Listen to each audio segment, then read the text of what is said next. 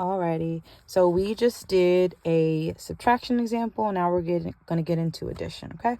So let's say our problem is 437 plus 294 to make it a little bit complicated, okay? So we're going to do this standard algorithm way, and we're also going to do the base 10 way. I'm going to start with the base 10 way because if your preppy is struggling to get this, then they're probably struggling with the base 10 model, which is just an HTO chart. So we're going to make the HTO chart.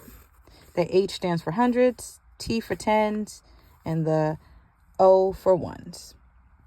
So let's start by representing the first number. The first number has 4 hundreds. 1, 2, 3, 4. The next digit is the tens digit, and we have 3 tens. 1, 2, 3. And then we have 7 ones. Here we go. Let's do it in rows of 5. So 1, 2, 3, 4, 5, 6, 7. Next, we're going to go and add the other number. So here we have 200s. We're going to add those 200s. And again, I like to do it in rows of 5 because it's easier to go back and count and regroup when we have to. So I just added 1, 2. I'm going to go ahead and add 9 tens. We added 200s. Now we're going to go 9 tens. 1, 2, 3, 4, 5, 6, 7, 8, 9.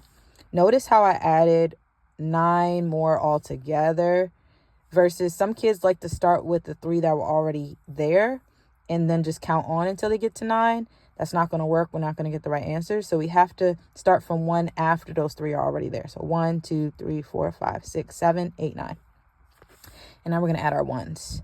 1, 2, 3, and 4.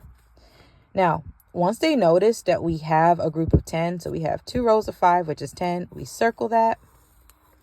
We regroup it to the tens. And now we have 1 left here.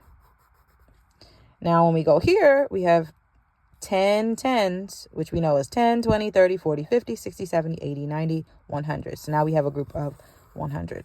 And we're going to draw an arrow just to show that we have moved over those 10 tens to the 100. So it's no longer here in the tens, just like these ones are no longer here in the ones. They've become a group of 10.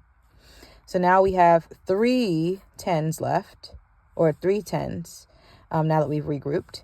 And we have 700. So our answer is 731. Similar connection here. When we add that 7 to the 4, we get 11, just like we did over here. Now, this 1 that we're going to take over here represents the 10 more that we added, right? Just like here, when we had those 10 ones together, now we have a group of 10. This 1 represents a group of 10 in the 10th place. So now we have 9 plus 3, which is 12. 12 plus 1 more is 13. We know we can't put both of those here. We have to take over that group of 100 that we got from the 10 tens. And so now we have 400s plus 200s equals 600s, and then 700s. Now we have 7. So preppies are taught that they should really stretch their brains to do the standard algorithm and then go back and double check with the base 10. And if they're struggling to do the base 10, if they're struggling to solve it all together, they can go ahead and begin with the base 10 because it allows them to see the hundreds, tens, and ones and what's happening with them. So they can get to the point where they can understand the standard algorithm. Thank you guys. Please let me know if you need anything else. Take care.